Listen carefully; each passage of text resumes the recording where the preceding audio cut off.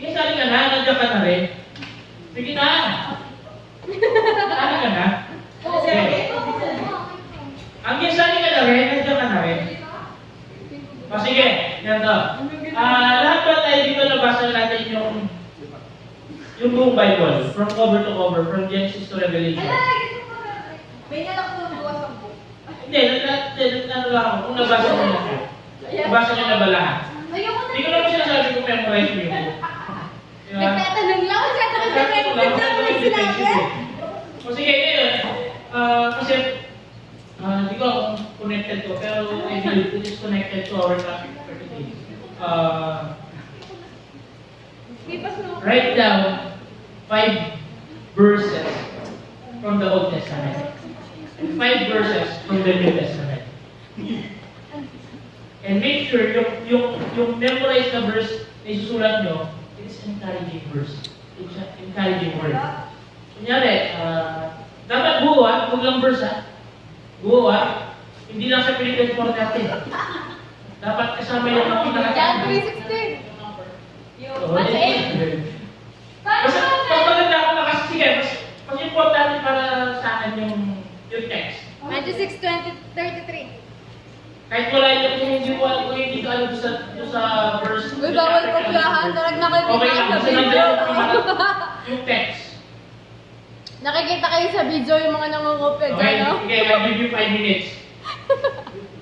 5 from the Old Testament and 5 from the New Testament.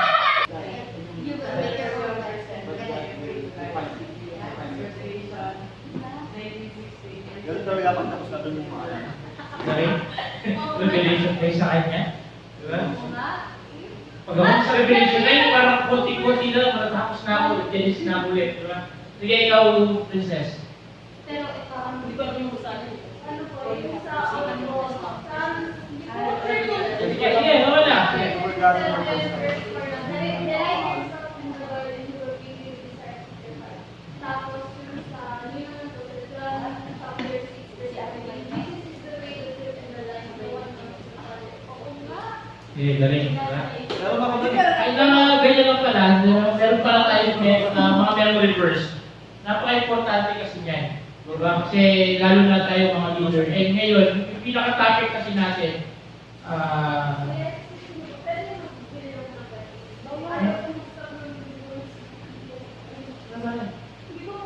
Meron akong baling sa bahay. sige, sige, sige. Sige. Eh, pili ko sa medic. Medic. Ito, mabait na lang ito. Ay, ano yung Hebrew. Sige, start na po tayo. Yung pinaka-topic natin is the leader and counseling. The leader and counseling. Okay, sunday lang. Yung mga hindi pala, yung mga sinulat nyo, pakiipo sa gitna. Mamaya, kukunin ko. Yan po eh. Nabasahin ko mamaya, baka may sarili talaga ako. Sige, yung pinaka-text natin ngayon is from Exodus 18:21. Sabi dito, but select capable men from all the people, men who fear God, trustworthy men, who hate dishonest gain, and appoint them as officials over 150s and tens. If I'm not mistaken, ito yung tagpo ni Jethro at ni Moses. Natandaan niyo pa ba yun? Yung father-in-law ni Moses. Ito yung tagpo na binisita ni Jethro, Midian priest si Jethro. Then one time, pinasyalan niya si Moses. Tinatnan niya si Moses. Pagod na pagod si Moses. Kasi nga, dahil sa ministry, alam naman natin ang panahon ni Moses, para siyang octopus. Di ba? Lahat ng siya yung gumagalaw. Talagang, kahit ang ministry yan, siya yung, dahil wala siyang pa siyang inapoint, o wala pa siyang na-raise up na leader siguro, kaya siya yung gumagawa. And sabi dito, introduction, the Greek word used in the New Testament of counseling is sombolero. Di ko alam yung pinaka sombolero. Diba? And it translates as to give or take counsel, to deliberate, to give advice, to pick up, to remember, And in the Old Testament, the Hebrew word that is used is yas. Sabi ko, hindi ko nabasa yan. First time ko mabasa to. Yung pinag-aaralan yung topic. Siguro talagang noon pa, napaka-importante ng counseling. But even in the Bible kasi meron na. Hindi ko lang kung naging aware lang kayo sa pagbabasa niyo ng Bible. And yun nga, yung binigay na text sa atin is all about, yung binigay na example is yung kay Jethro, yung kay Moses. And sabi dito, the purpose or end goal of counseling is to achieve a change of behavior, emotion, and character by first achieving a change of values and attitude based on biblical foundation. Bilang mga leaders kasi, siguro kung nagkaroon ka ng disciple, sigurado, naranasan mo na to. Naranasan niyo na ba yung mag-counsel na ng mga disciples? Yung, Ate, may love po ako.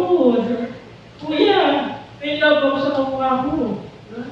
Mayroon yun. Diba? Medyo challenging. Kuya, hindi ko alam kung ano sa sarili ko. Eh, titignan ko yung sa'yo kung hindi nyo magpapatuloy mo ng sarili mo, di ba? Pero joke lang, hindi ko naman sinabi yan, di ba? Sabi dito, counseling is a basic part of being a pastor and of caring for disciples.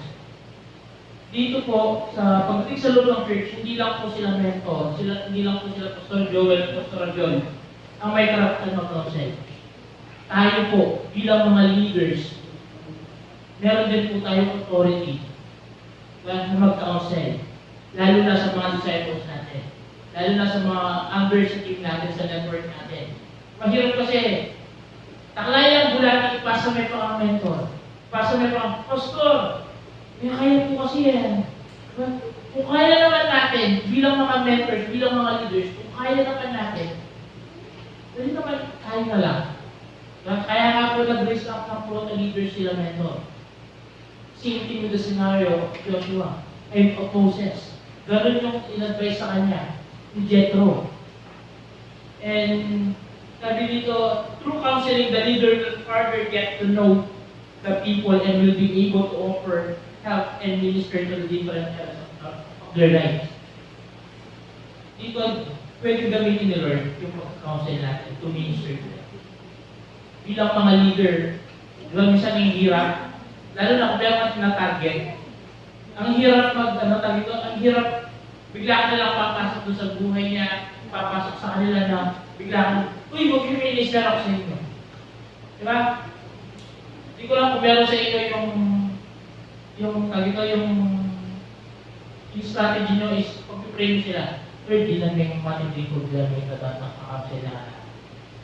Diba? Sana makita natin that counseling is one of the opportunity to win people. It's one opportunity na makapag-reach out tayo. Kaya nga sila mentor, pag meron ng nag-text sa kanila, nagpapatulong, talagang sila mentor. Walang dalawang isip na pupuntahan yan, re-replyan yan, tatawagan yan. Kasi opportunity yun para makakonect sila doon sa tao na yun. Na mag-build yung trust nila sa kanila. Okay, let us talk about the importance of counseling. One of the greatest lessons, sabi ko nga kanina, is, yun nga, sa Bible, is yung kay Jethro and yung kay Moses. The advice that his father-in-law gave him was to delegate responsibility and to choose leaders with the following characteristics. First is able men. Pangalawa, men who fear God. And I believe kayo, kayo to. Kayo nasa SOL 3, kayo nasa Destiny Training 3. Kayong mga to. Hindi naman kami lang yung pumili sa inyo.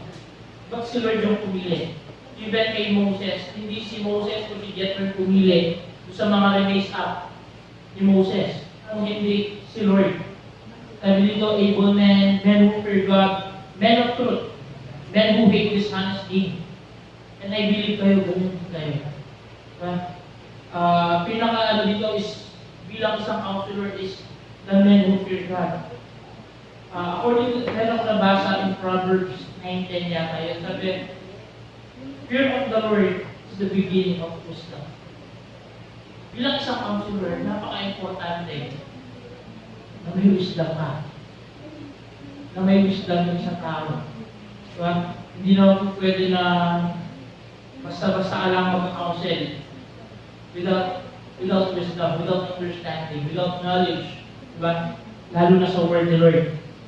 Sabi, they were to be captains of 1,000, 150s, and tens. In addition, they had to judge the people in all times, and only the most difficult matters were brought to Moses. Yun po, pinili kayo ni Lord, nandiyan tayo, pinili tayo ni Lord. You are able, then you are men who fear God. You are men of truth. And you are men who hate dishonesty. Kasi alam ni Lord, kaya kayo nandiyan. Kasi you can handle 50s, hundreds, thousands of people. Eh, syempre, hindi lang kayo mag-handle, but you know how to counsel people. Even us, di ba, hindi kami tinawag ni Lord, hindi kami binulong ni Lord yung pangalan namin kay Pastor Joel dahil hindi kami capable, dahil hindi kami marunong.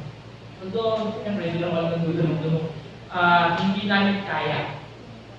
But, sinabi ni Lord yung pangalan namin kina-mentor because alam ni Lord kung ano yung kaya natin. Same thing with you. Nandiyan kayo. Hindi kayo aabot ng Destiny Training 3 kung hindi nyo kaya. Kung nag-encounter kayo, ilang kayo, ang dami nyo. Hindi ko sinasabi na hindi nila kaya. Kayo, mas nakikita ni Lord na mas advanced yung potential nyo. Advanced lang kayo. Kaya din nila. Yun nga lang, hindi lang nakakainin, hindi pa kainin. Diba? And sabi dito, a counselor should instruct with speech. In Isaiah 50 verse 4, instruct with speech. Siyempre, bilang isang counselor po nagka-counsel, hindi po yung kagawad o makainisip ko yung pagbutuhan, yung counselor, hindi po yun. Instruct with speech. And siyempre, bilang isang counselor, we know how to instruct people. Hindi lang tayo puro nakikinig lang. Diba? Hindi lang tayo puro kung ano yung sinasabi, ano yung pinukwento, but we must instruct people. In Ezekiel, help the righteous who are fallen. Dapat meron kang heart na talagang you are willing to help people. Lalo na yung mga nasa down moment na, you are willing to help them. You are willing to pull them up. Diba? You need to pull them up, pataas. Hindi po pwede na, leader ka, counselor ka, pero imbis na tinutulungan mo sila, mas dinadown mo pa sila. Counselor na, gano'n naman ang mentor na to. Diba? Nagkasala na nga ako, gusto niya pa magkasala ako. Hindi gano'n. But, diba, iaangat natin sila. In 2 Corinthians 1:3-4, sabi, share personal experiences. Ako, most of the time ito, pag nag-counsel ako, pag nagbibigay ako ng advice, I always use my experience. Or, mas effective kasi pag meron kang binigay na story or nag-share ka, na true to life talaga. Mas ma-touch ka. Diba? Mas ma-touch yung makikinig sa'yo, yung listener ko, or yung ina-advise ako. Bakit hindi yung pansinin sa mga movie? Pag true to life, mas mo siya, mas ramdam mo siya. Diba? Mas ramdam mo yung story nung movie. Parang yung breakthrough ba yun? Yung bata na nalunod. Diba? Mas nararamdaman mo yung isang kwento pag true to life siya. Kasi kung sa Bible, wala ka naman din. Nagkakaroon ka ng doubt siguro. Or story lang. Nagkakaroon ng doubt. Pero kung true to life, lalo na kung based on your own experience, madali siyang madali makuha yung loob ng tao. Eh, siyempre, mapapaniwala mo siya. In 1 Thessalonians 2:7, sabi, be like a nurse. Sinabi, be like a nurse. Pagiging caring. Bilang sa counselor, you need to be caring. Hindi mo pwede na puro ka lang magtuturo pero wala kang care sa kanya. Hindi, bahala ka na dyan. Basta ako, binigay ko na yung instruction. Hindi mo pwede yun. You need to care. Para ka nag-aalala na may sakit. Pag meron kang kinakounsel. In James 5:19-20, sabi, restore the one who has strayed. Dapat makikita din natin bilang isang counselor. Yung isang tao, yung kinakounsel mo, dapat nakikita mo na ma-restore yan. Na hindi mo lang siya basta ina-advise na ma-overcome niya lang basta-basta or ma-overcome niya lang ngayon yung pinagdadaanan niya. Na hindi natin, kasi meron na yan yung magka-counsel sila, for the meantime lang, temporary lang yung yung kina-counsel niya, temporary lang siguro po overcome for the meantime. Pero, pagdating na ilang months, ayun na naman. Kasi, yun nga, hindi naman talaga nakita or hindi siya fully counsel. Hindi siya talaga na nagabayan. Kasi yung pagka-counsel, hindi lang siya one time na in-counsel mo ngayon, tapos na. In-counsel mo siya ng 1 month, tapos na. Hindi po, mahabang process ang counseling. Hindi ko alam kung meron na ba dito nagpa-counsel sa inyo. Meron na ba nagpa-counsel sa inyo? Kay Pastor kayo. Meron na ba? Sa mga mentor, kunyari, sabi ko, napabackslide ka, di ba? Eh, hindi mo sinasadya, nag-backslide po ako, ganyan. Di ba? Tapos, ika-counsel ka ng mentor mo. Ika-counsel ka ng mentor mo is either every Sunday, tuwing PLC, kayong dalawa lang para yung video sa sulok, di ba? Kasi counseling. Hindi lang po isang araw yan. Siguro, every time na nakikita kayo, lagi lang kayong dalawa nag-uusap, ganyan. Di ba? Ganun po yung counseling. Hindi siya one time na makukuha sa para sa akin, hindi siya nakukuha sa isang beses lang na pag-counsel na i-instruct mo ngayon, diba, pag-pray kita, mag-minister yun. Hindi po. Ang counseling po, it is a process. And a counselor should be trained to, sabi dito, pastor and care people. Yun nga, sabi ko, be like a nurse. Talagang parang ang pastor or nagpapastor ka, and you need to care people. Hindi po pwede na nag-i-instruct, dito, nagka-counsel ka, without love, without care. Baka binasa mo lang, sige, nadidepress ka, sabihin lang, basahin ko lang dito sa book na to. Without care. Hindi pwede ganun. Kasi talagang kailangan ng care. One time meron akong kaibigan na psychology. Then sabi niya, nag-intern kami sa Manila sa mga parang rehabilitation. Halos ng mga nila doon, halos yung mga patients nila doon, mga artista. Then sabi niya, sabi mo, kung titignan mo, sabi niya, napaka-normal nila. Pero, pagkakausapin mo sila, sabi niya, parang utang sila, pero the truth is that they really need the love. Kasi yun nga, bilang artista, babad sila sa trabaho, sabi niya. Kumbaga, trabaho-tulog, no bonding sa family, kaya nga ganun yung mga sa isip nila, kung ano-ano. Kung ano yung naiisip nila, sabi din, nalidepress sila, gano'n sa mag-take sila ng ano-ano. Ayun. Sabi, dito ko naramdaman, sabi niya na talagang ibubuhos mo yung love or yung pagkikare mo sa kanila. Sabi niya, nung after ilang months, sabi niya, nung lumabas na yung mga artista na yun, sabi niya, meron nga nakikipag-meet sa amin kasi gusto kami i-treat ng family nila. Because yun nga, na-feel yung inahanap ng mga patients. Na-feel yung care at saka yung love. Hindi ko alam kung natuloy silang lumabas. Hindi na alamin. Kasi kahit ako di ko alam. Diba? Then sabi, detect problems in people's lives and minister to them. Dito, napaka-importante na ask natin yung gift of discernment. Yung gift of discernment na talagang malalaman mo na tawag ito, na meron siyang tinatago or ano yung problema niya. Kasi may mga nagpapakounsel minsan, hindi fully detailed yung ibibigay nila. Minsan, yung mga mabibigat na problema, itatago nila yan. Yung mga magagaan lang na mukhang possible lang na yung natin hindi nakakaiyak, pero yung mga nakakaiyang part, doon, itatago nila yan. Ako, sabi mo nga noon, meron akong kinakansel. Mabifeel mo bilang isang leader. Kung talagang intimate ka kay Lord, then you are asking for the Holy Spirit. Or yung gift na yun, talagang mapipil mo. Parang habang kausap mo siya, nag-o-open siya sa'yo. Parang yung nasa isip mo, you want to hear more sa kwento niya. Kumbaga, parang bitin sa'yo. Ikaw mismo mararamdaman mo. Kung hindi niyo pa naramdaman, pag-pray nyo na pag meron kayo ika-counsel, talagang na-experience yung ganung bagay. Kasi meron talagang nagpapa-counsel na hindi lahat nila ibibigay. Hindi lahat nila sasabihin kung ano yung problema nila. Bibigay lang nila yung mga minor lang. Pero yung yung major problem nila, hindi. Ito, bibigyan lang. Yung mga nag-deliver lang talaga or yung talaga hindi na nila kaya. Noon, ako meron. Lagi lang siya nag-open. Kaya, wala sa mas kami lagi. Meron yan yung financial. Moral financial. Pero nung naano ko, sabi ko, parang iba. Iba yung pakiramdam ko.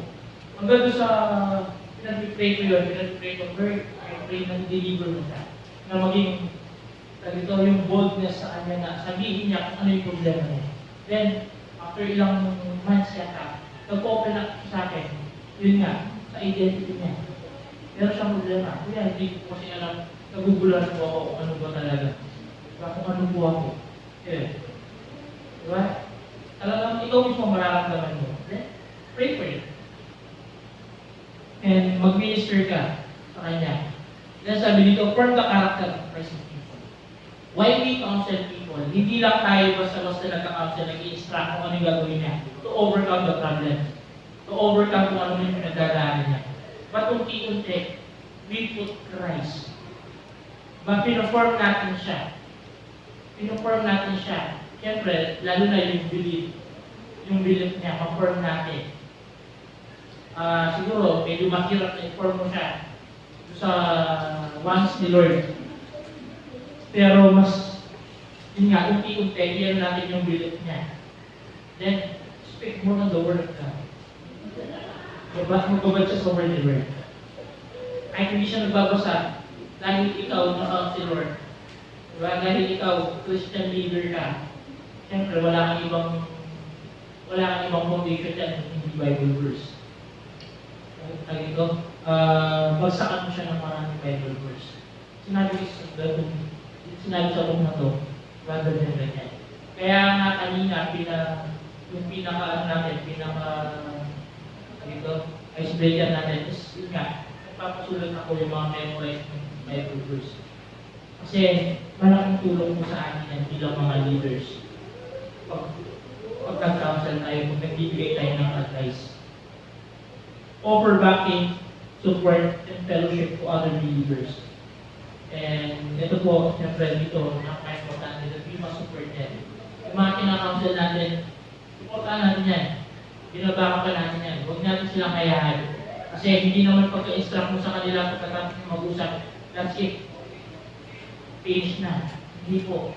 Sabi ko nga, it is a process pa rin. At pagkatapos mo yan, inano mo yan, binabakan mo yan. Ay, pinukumusta mo yan, diba? Pinukumusta mo yung, hindi naman pinukumusta yung problema yan, pero, diba? Kumusta? Kumusta ka na? Diba? Meron na ba kang bago? Diba? May nagawa ka na ba sa pinapagawa ko? Diba? Doon sa sinabi ko sa na-encourage ka ba? May natatandaan ka doon sa sinabi ko. Ganun po. Then, sabi and fellowship to other believers. Kailangan na mag-salamat ha.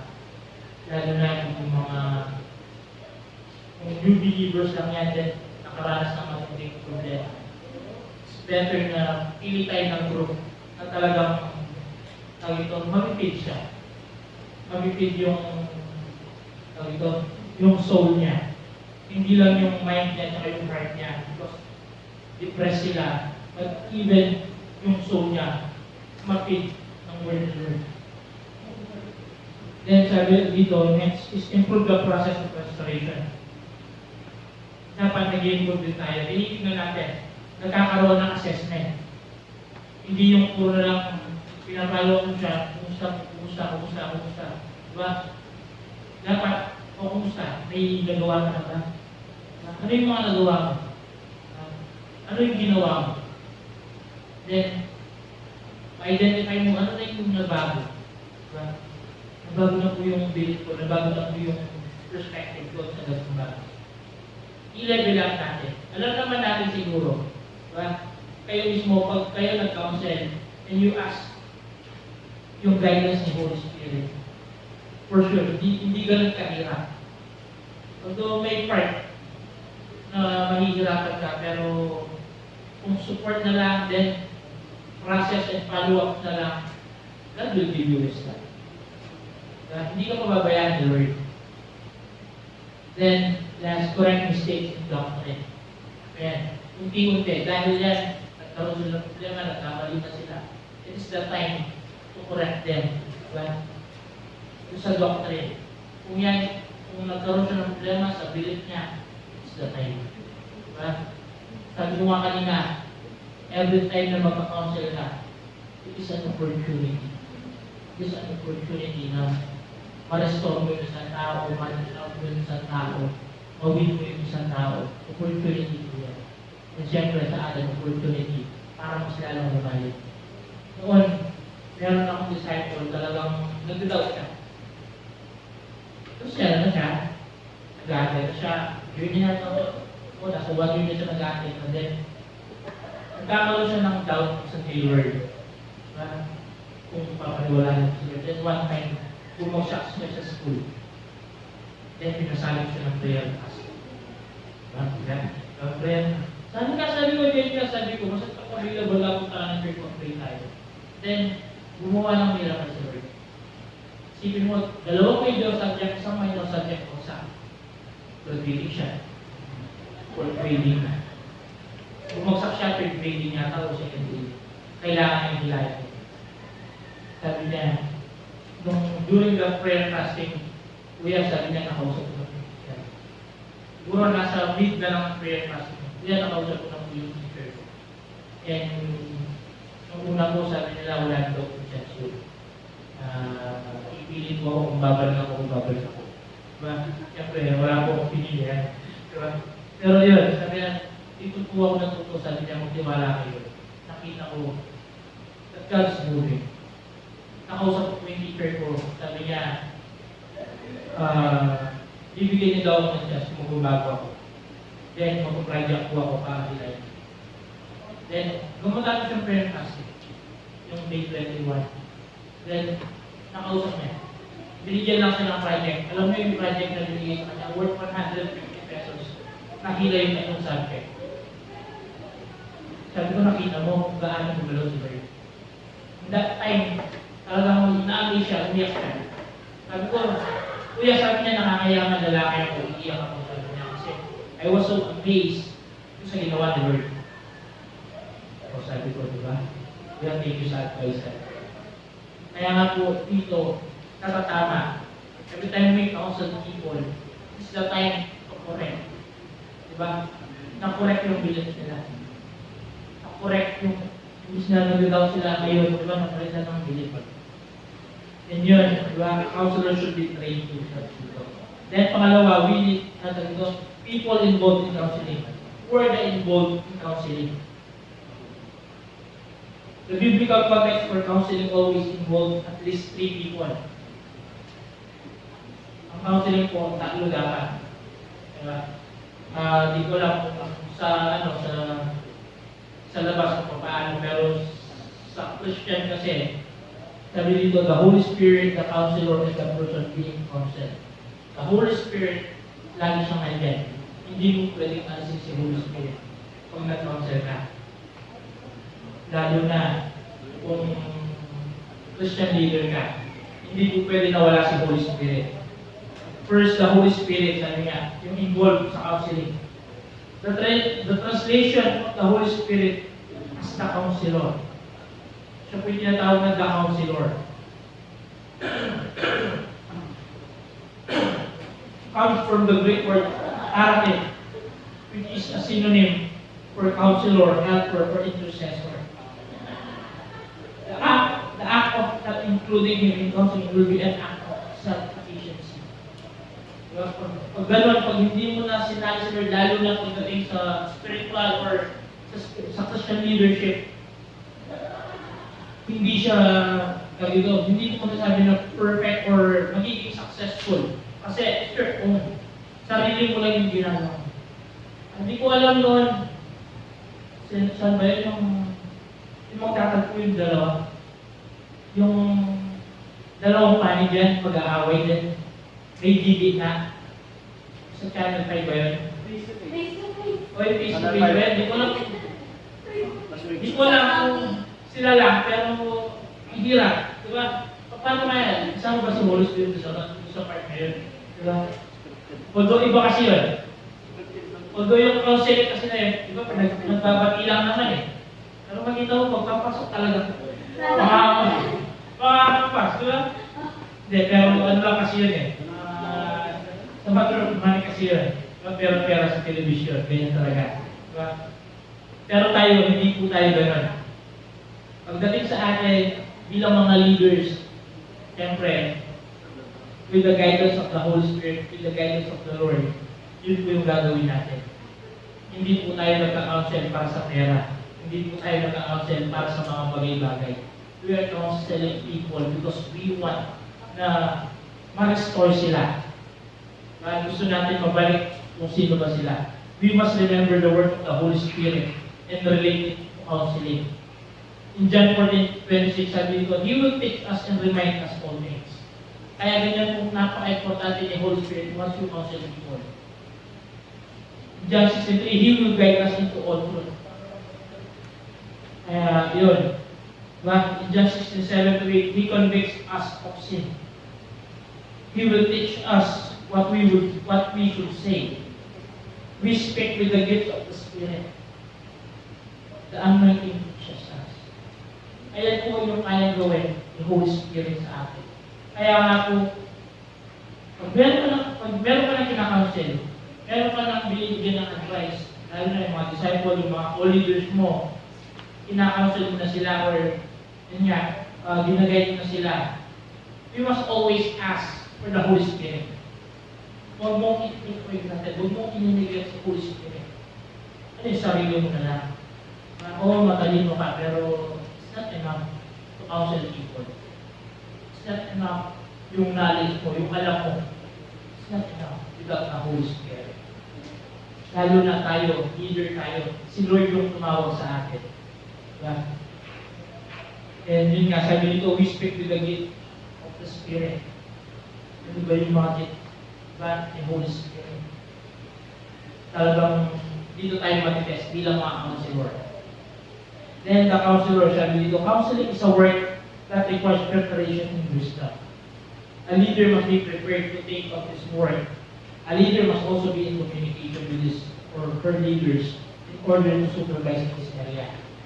Bilang mga leaders, bilang mga counselor, po, di ba? Talagang mag-ask ka ng wisdom, my Lord. And sabi sa Proverbs, fear of the Lord is the beginning of wisdom. Unang-una, dapat magkaroon tayo ng takot kay Lord. Bilang isang counselor, Lord, let me reveal you that. Lord, ikaw ang bahagan. Lord, pinagkakatiwalaan na natin. Ano man yung mangyari dito, Lord, all glory belong. Ano man yung gagawin ko, Lord, diba? Talagang si Lord, dapat magkaroon tayo ng takot so that God will give us wisdom. Yung wisdom na nanggaling kay Lord, yun yung magagamit natin to counsel people. And we need to prepare. Bilang counselor, siyempre, kailangan mag-prepare. And requirements for a counselor, extensive. Extensive and deep knowledge of the Bible. Yun nga po kanina, yan yung mga memorized verse nyo, pinasulat ko. Bakit? Kasi magagamit nyo po yan. Pagpakalalim tayo sa mga devotion natin, yung mga rema natin. Minsan, yung mga story na nandiyan sa Bible, magagamit mo yan. Si Lord, He can reveal His Word. Meron minsan na talagang unique yung revelation ni Lord sa atin. Diba? Same verse, same book, same chapter, same verse lang, pero iba-iba yung revelation. Kung talagang nag-believe ka, kung talagang nagpapakalala ka kay Lord, iba yung revelation. And Yun nga, sabi ko nga, deep knowledge of the Bible. Napaka-importante po niya. Then, tuloy, siyempre, pagpasok tayo ng Bible. Pakalalim tayo. Then, pangalawa, must be convinced that the Word of God is true. Must be founded on it in order to motivate and instill faith in others.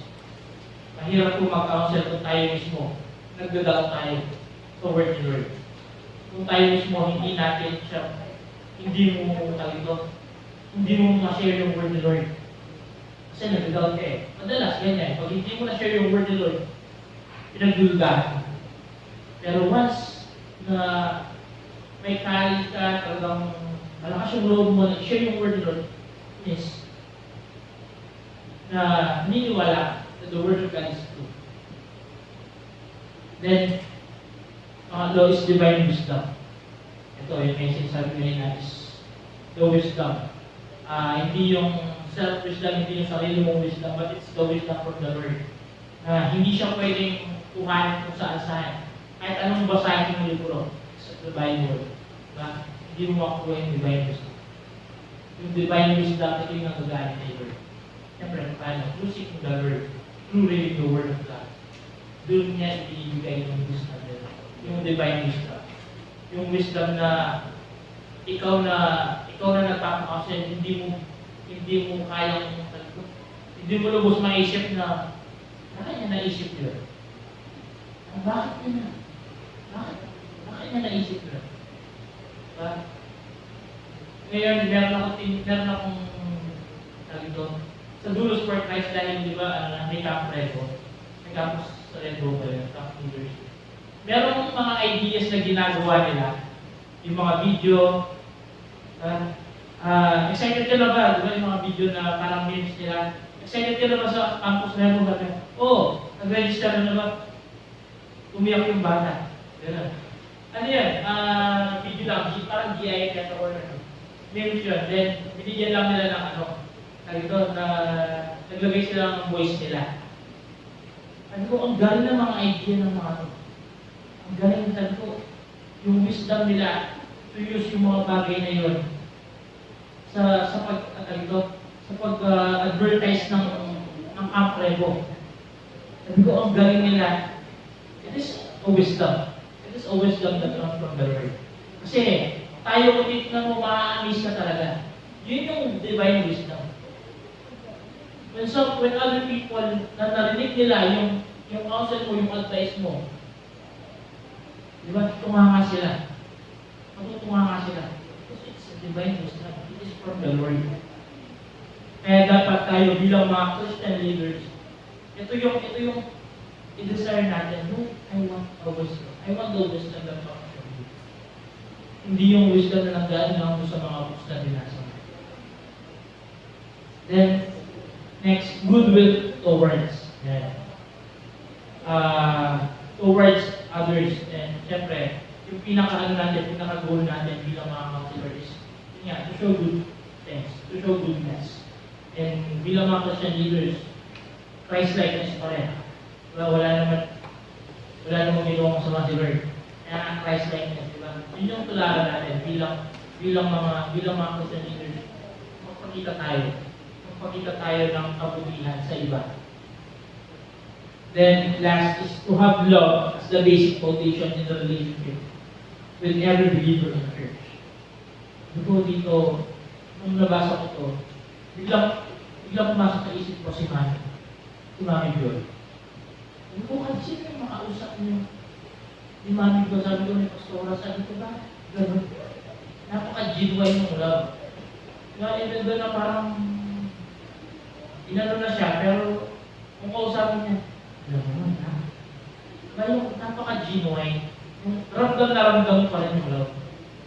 And doon ko sabi, doon ko nakita ni Lord. Ganun ka-importante na maging foundation yung love in every relationship. Ibang relationship yung sinasabi ko. Hindi yung relationship na bilang ito. Iba po. Yung relationship, unang-una sa kinakounsel natin. Dito sabi mo nga, yung kay Mami, ang dami ng yung mga dating na kay Mami. Then nakausap niya, nabit ni Mami ka, Diba? Pero okay lang. Wala man kay money. It is natural. It's normal. Diba? Kasi, yun nga, minimibago yung love. Sa atin, sana gano'n. Kahit na nahiya ako dito, love ko rin yung mga ibabaw. Or kahit hindi ako nakakinggan, love ko rin yung mga ibabaw. Diba? Sana maging foundation yung love talaga. That's why, every time na mag-develop ako, then every time sa request ko, I always thank God for His love. Lord, we thank you for your love. Okay, but tingnan mo yung devotion ko 4 years ago yata. Mula doon, nung na-encounter ko si Lord, 4 years or 5 years ago. Mula doon, yung mga devotion ko, yung pinakasimula ng request ko is, Lord, thank you for your love. Lord, thank you for your love. I always, yun nga, pinapasalamat ko. Yun nga, kasi, anong pinaparamdam niya naman? Sana gano'n din tayo. Hindi natin alam kung ano yung mga darating dyan na ika-counsel natin, yung mga tao na ihingi ng advice sa atin. We don't know yung mga situation natin, but always start with love. I-build natin yung relationship natin sa love with God. Kasi, the beginning, love. The middle, yun na. Love. Na lang. Hanggang sa mawala na. Maglaho na. Maglaho na yung love. Diba? Parang nagsawa ka na. Sabi ko, magmula sa umpisa hanggang sa huli, we need to show love to them. Kasi, sabi nga ng kaibigan ko, hindi yung hinahanap nila. Hindi naman talaga problema malaki. Sometimes they really need love. They really need yung care. And sa counselor characteristic ng counselor siya dito, emotionally healthy. Ayan. Diba, baka nagka-counsel ka, una kang umiiyak ka. Alam mo, kasi po ganito, nag-break po kami ni ano, ganyan. Ay, nakakawa naman. Kung emotionally healthy ka, ay yes. Diba? Yung ay yes, diba? Emotionally healthy, dapat ano natin, pangalagaan natin yan. Hindi lang puro physical, hindi na lang dapat spiritual, but even yung emotional. Yung emotion dapat healthy ka rin. Then, knowledge of human nature. Siyempre, hindi lang tayo nagbagas sa puro doon sa knowledge natin that comes from the word. Dapat meron din tayong kaalaman the human nature. Then, pangatlo, characteristic of a counselor is willingness to listen. Ito, ito yung pinaka sinasabi nila na importante. Yung dapat marunong ka makinig. Pakita mo na mayroong willingness na nakikinig ka habang nagsasalita ka. About sa problema niya, nag-o-open na ka, dapat nakikinig ka. Kasi once na hindi mo pansin yan, baka mag-back out yan, o baka hindi mabit yung trust. Once kasi na nakita niya sa'yo na you are interested doon sa problema niya, doon sa kinukwento niya, nabibuild yung trust doon. Nabibuild yung trust niya sa'yo. Hey, ito, sigurado na mukha siyang ano na niya. Walang willing na mag-extend ng kamay para sa akin. Pag nakikita niya that you are interested. Then intellectually prepared. Read books on the subject phase. Ito po, hindi po masama na magbasa tayo, lalo na doon sa mga senaryo lang natin na ganito yung sitwasyon niya. Hindi naman po masama na magbasa rin tayo ng mga ng mga ibang books that related doon sa topic mo. Baka kasi more on Bible ka, siyempre, yung problema niya, boyfriend, girlfriend. Oh, wala namang boyfriend, girlfriend sa Bible. Diba? Eh di, magano ka about sa magbasa ka ng mga books more on, yun nga, yung pagkakounsel about sa mga teenager, ganyan.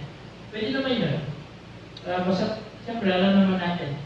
Alam naman natin himayin yung mga word. Then, commitment and disposition toward the person being counseled. Yun, magkaroon tayo ng yun nga, one word policy. Diba? Meron kong pinangako sa kanya. Ano tayo? Maging faithful tayo doon. Diba? yung commitment natin sa Kanya. Sinabi natin, dapat gawin natin. Discernment to find within the Bible solutions to problem. Yun nga yung discernment. Napaka-importante bilang sa counselor na siyempre, bilang sa experience natin, even sa Bible. Ano yung kaya yung story yung ihalo mo ito sa sitwasyon niya? Parang ganun. Then, a heart to pray and seek divine direction. Minsan ito yung mahirap sa atin. Di mo alam kung ano yung sasabihin mo, di mo alam. Alam niyo ba yung araw prayer? Diba yung bigla na lang bigla na lang mag-open ng prayer. Di mo alam. Bigla ka bilang isang leader na, ano sasabihin ko? Ako nagsasalita ka, nakikinig ka, pray ka na, Lord, ano sasabihin ko sa akin? Lord, ano yung direction ko? Kailangan lang dito is, you need to be aware, you need to be sensitive to the Holy Spirit. Because pag ganun yung prayer, talagang, hindi ka lang papayayin, Lord. God will give you direction. And last is believe that the person being counseled can change. Ito, bilang isang counselor, dapat nakikita mo na yung pinaka-counsel mo, maiiba siya, mag-iiba siya. It will never be the same. Hindi siya magiging katulad, or hindi siya magiging, hindi siya magiging slave nung problema niya. But, mag-deliver siya doon sa problema na hinaharap. Dapat ganun yung mindset natin, ganun yung maiisip natin, ganun yung navigation natin sa bawat tao na kinakounsel natin. Minsan kasi baka yung mindset mo is mag-guide mo lang siya. Or mabigyan mo lang siya ng advice, that's enough. Kung ganun. Dapat nakikita mo, navigation mo na ito, mag-iiba to, magbabago to, ma-overcome na yung problema. Dapat ganun yung mindset natin, ganun yung vision natin. Then, letter C, the third person is the person being counsel. Sabi dito, we must recognize the individuality of each human being. Everyone has a different context and a special way of looking and taking on life. Cultural, spiritual, economic, and educational background is different for every person. Yun nga po, tandaan natin bilang mga leader, bilang mga counselor, do not expect the same person with the same attitude, but with the same persona ng mga tao, with the same behavior. Huwag kang mag-expect ng gano'n. Lahat po tayo iba-iba. Yung mga ika-counsel natin iba-iba. Yung 12 na papasok sa team natin, iba-iba po. Yung behavior niya, iba-iba yung attitude niya. Kaya kung magka-counsel ko sa isa, hindi mo pwedeng gamitin basta-basta sa iba. Kasi hindi po sila pareho. Nakakikomplet pareho ba? Pare-pareho ba sila? Hindi. Meron, yun nga, the silot, meron naman yung si Thomas. The doubter, dami. Iba-iba sila, si Judas. Yung 12, iba-iba. Kaya nga tayo po, huwag tayo mag-expect na pare-pareho yung mga ika-counsel natin. What does the person receiving counseling expect? Yun po, yung mga ika-counsel natin, yung mga humingi ng advice sa atin, they're expecting something from us. First, someone to understand his or her problem better than they do. Yan po, nag-expect po sila na pasigit yung kaya. One time, meron akong in-advise ganyan. Nag-expect pala siya ng higit. Ang higit na advice, masigit pa dun sa dito. Although nagagawa niya na, paano yung hindi nagagawa? Kasi ulit-ulit na hindi nagagawa niya. Yung problema niya is, naging rutinahan na lang. Siyempre, receive advice. Hindi ko naman siya pwedeng advice ng iba. Kung advice ko parang ganyan. Kuya, sabi niya, ganito po, kasi hindi po ako nakakapag-devotion, hindi po ako nakakapag-church, hindi po ako nakakagising ng maaga para mag-pray. Ano po kailangan ko? Hindi, ganito. Ano ba yung mga bagay na nagpapakuyit sa'yo, tigilan mo? Ano ba yung mga bagay na hindi connected sa spiritual life mo, tigilan mo? Okay, sige po. Kuya, nakapag-devotion na po ako. yan ako. Then after a month, after 2 months, gano'n na naman. Kuya, hindi po ako makiganyan. Then alam mo yung advice ko, gano'n na naman. Diba? Kasi hanggang hindi niya na-overcome yun, hindi ko pipigilan. Kasi same ano lang eh. Same stone lang yung pinadama niya. Iibahin mo ba? Diba? Wala na sa advice, nasa taas na yun. And yun nga, sabi ko nga, nag-expect siya ng something great doon. Ano gusto mo? Sabi ko, yung papapasok. Sabi ko, i-isolate so ito lang mag-isa na walang gadget, na wala talaga, walang lahat. Bible lang sa devotional. So ito ko lang yung meron ka. So, parang mas mahirap yun. Sumubo na lang siya pag gano'n yung in-advise ko. Siyempre, I always put doon sa simple, doon sa basic muna. Kung nag-a-advise, unti-untiyan natin. Kasi yun nga, maging sensitive tayo sa mga kinakapsel natin or sa binibigyan natin ng mga advice. Then, pangalawa is, yung expect nila is someone to get to the root of the problem. Yun na, parang gusto nila na, hindi naman doon sa maranasan mo, pero yung gusto nila is, mas maunawaan mo lang, maunawaan mo sila, maunawaan mo lahat. Diba yung problema nila? Na maintindihan mo siya. Minsan kasi, may mga counselor kasi na pabalad lang. Pabalad lang iniintindi. Hindi, gano'n. Hindi po kasi, hindi nyo lang po sila alam eh. Minsan yun yung gusto nila yung, alamin mo lahat. Although, mukhang negative sa atin na may interest kami. Pero may part kasi na papagsalitaan mo na lang siya. Siyempre, ask ka ng wisdom by your Lord, paano ko mapagsalita ito na sasabihin nila. Then, yung in-expect niya third is to receive help in the time of crisis. Yan, alam naman natin ito. Kaya sila lumalapit ngayon sa mga crisis. Mga kung sila natulong sa atin. Pangapat, to be helped in changing undesired behavior. Ito. Talagang gusto nila mabago. May mga papasok sa natin minsan ganyan. Na gusto lang nilang mabago. Siyempre, yung buong buhay nila. Ma-change sila. Yun yung ina-expect nila. Pero minsan, once we miss yung mga bagay na yun, run. Backslide na ulit. Babalik na sa dati. Meron ka lang masabi isa o meron ka lang makalagdaan na isang bagay na doon sa ina-expect nila. Makupit na sila, itigil na sila doon sa process. Then, ina-expect nila to be taught one side, tuturuan. Guys, dito talagang bilang mga Christian leaders, we need to take one side. Huwag kayong mag-compromise. Huwag niyong huwag niyong paikutin. Huwag niyong bulahin yung mga ina-advise natin. Huwag niyong bulahin yung mga kinakounsel natin.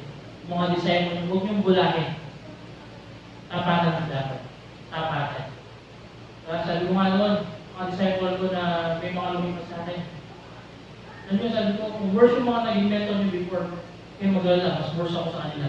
Tinapatan ko sila. Diba? Huwag sila mag-expect na mas mabait ako sa mga naging mentor nila before. Diba? Bago ako lang, alam mga ako, siyempre. Diba? Nakakilala ba dyan? Ako ko kumain. Diba? Then last na in-expect nila is to be led to grow to maturity. Yun po yung in-expect nila, na mag-grow sila. Once they overcome, kung ano man yung pinagdadaanan nila, mag-grow at magmamature sila. Diba? And I believe meron naman. Diba? Meron naman sa atin talaga na it is a great reward sa isang counselor pag nakita niya yung isang pinaka-counsel niya na nag-grow, nagmamature.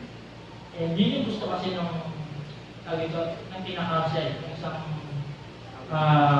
counsel person na nag-expect siya ng something new. Gusto niyang mabago, gusto niyang makikita ng something new in his life. Kaya nga, bilang mga Christian leader, guys, we need to be aware. We need to be sensitive. Karoon ka ng hingin mo kay Lord yung discernment. Then, pitchfork, counseling, and yung mga tips at dito, begin and end with a prayer. Kung yung kakalitan po yung prayer, para connect yan. Then listen carefully to the problem. Bilang counselor po, ayan, makinig po tayo sa kanila. Huwag natin baliwalaan, baka nagsasalita, baka nag-open natin yung ina-advise mo, yung humihingi ng advice, baka nag-cellphone ka, baka nag-chat ka. Guys, kailangan nila yung 100% ng makikinig mo. Ask questions about everything that can influence the problem. Ayan po, yun nga. Alamin natin yung growth. Although, huwag natin siyang direktahin, but unti-untiin natin. Wisdom lang. Gamit tayo ng wisdom. Yung wisdom na binibigay ni Lord, paano ka unti-untiin, ano ba yung problema? O solution for each area, things that can be evaluated. Ayan. Yung mga situation niya, talagang ito, mag-i-evaluate tayo. Bakit ba nangyari ganyan? Bakit hindi ka nakakapag-tuloy? Ano yung dahilan? Bakit hindi ka na nakakapag-send? Ano yung dahilan? Bakit hindi ka nakakapag-prayer net? Prayer meeting? Ano yung dahilan? Iyan natin, lagyan natin ang partition, then mag-stop tayo. I-evaluate natin. Set define goals on what you want to achieve.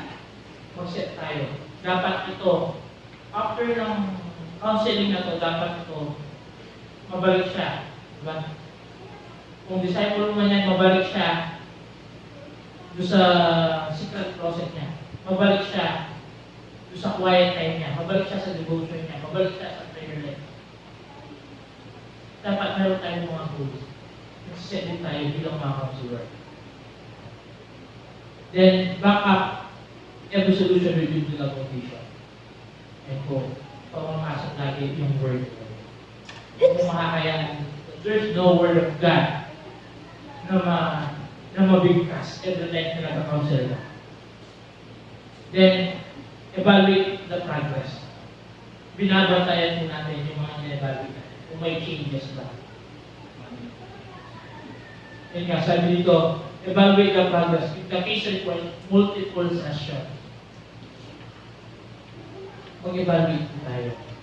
Huwag kang mahiya. Diba? Then, assign appropriate homework that can support the desired goal. Yan po, huwag po kayong bakit noon, diba? Na yung nagkaroon ka ng ito, backside ka o meron ka nagawa, binigyan ka ng homework yung mentor mo, ganun po yung pinakagawa. Para po, unti-unti. Ngayon, gusto mong mabalik sa Word of God, gusto mong disciple, dahil talaga nag-backside. Gawin ng homework. Ano yung homework niya? O sige, everyday. Dahil lagi ka ng people, mag-post ka ng 1 verse everyday. Diba? Mag-post ka lang ng 1 verse everyday. Kahit kuha ka lang sa Facebook, sa internet, basta i-post mo lang yan. Siyempre, hindi pwedeng pag i-post niya yun, babasahin niya. Diba? Hindi pwedeng hindi niya babasahin niya. Every word of God ay impacted. Kaya hindi aksidente, bakit hindi mo na-share niya. Siyempre, word of God, or verse, description. Siyempre, isa lang eh.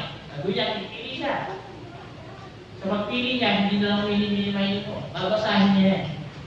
Kung ano yung pinakamas naiintindihan niya, or kung ano yung, tawag ito, yung close sa status niya, sa, tawag ito, doon sa situation niya, yun yung i-post niya.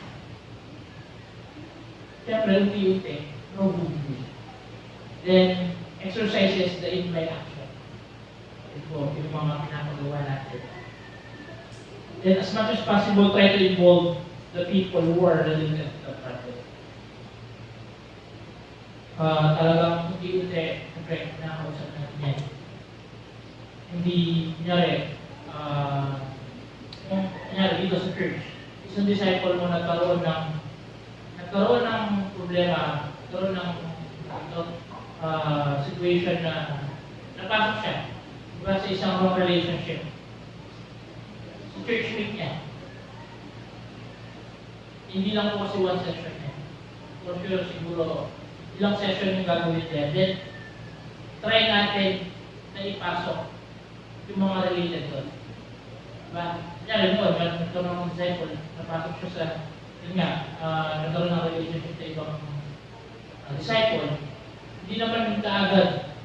Nung kinausap ko yung disciple ko, hindi ko naman kaagad na pinagtagpo ko sila. Kinausap ko sila pareho. No. I informed yung disciple niya, yung mentor niya. In-inform ko yung mentor niya. Then kinausap ko yung disciple ko. Then yung isang leader na yun, kinausap yung disciple niya. Then nung meron ng time na mukhang nagiging na, pinagharap namin. Nag-usap-usap kaming apat. Para at least maging malinaw, at the same time, siyempre, nagiging klaro lahat na nagiging malinaw din sa kanila. Yung ginagawa nila, hindi tama, baka kasi isipin nila na ako lang yung nagtatama sa kanya. Diba? Nakakita nila na walang kinakampihan.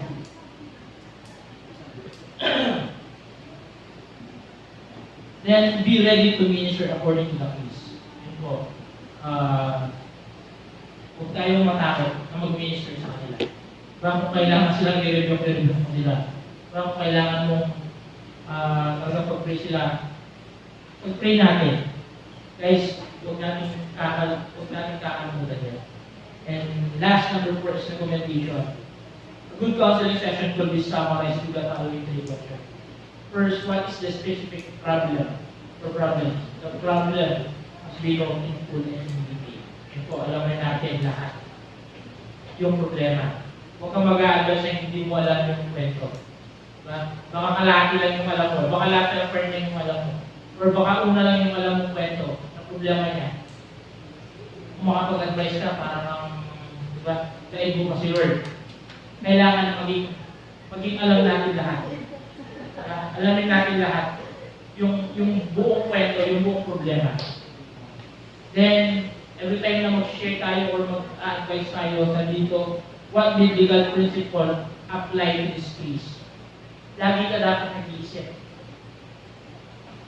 Sino kasi yung gano'n? Sino kasi yung gano'n? Hindi yan.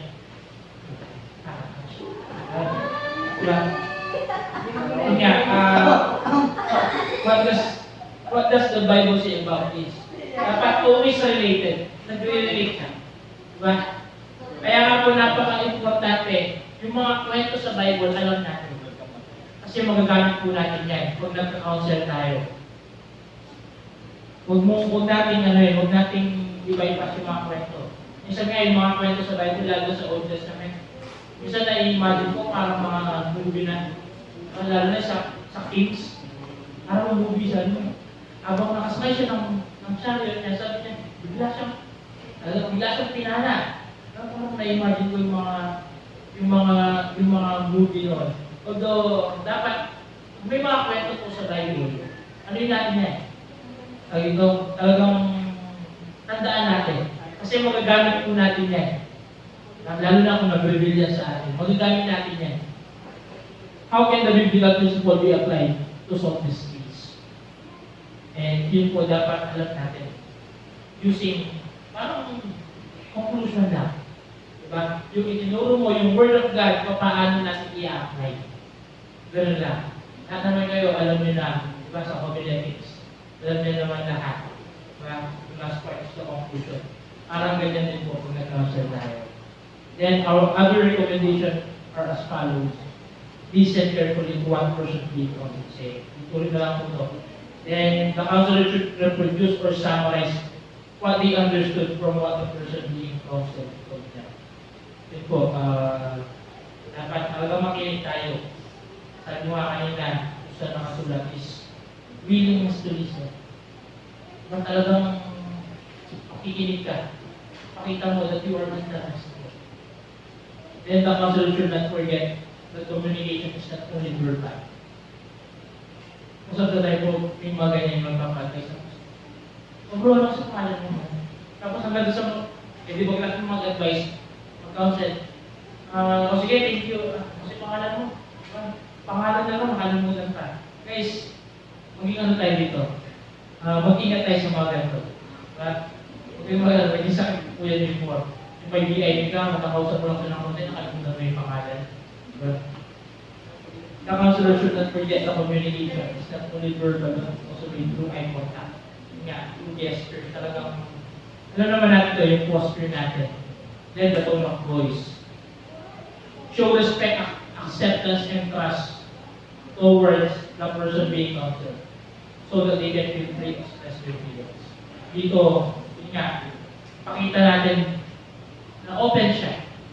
Diba, na parang first time nyo lang makita, second time, third time nyo lang makita, pero parang kayong years na magkakilala. Dapat ganun po yung nararamdaman niya.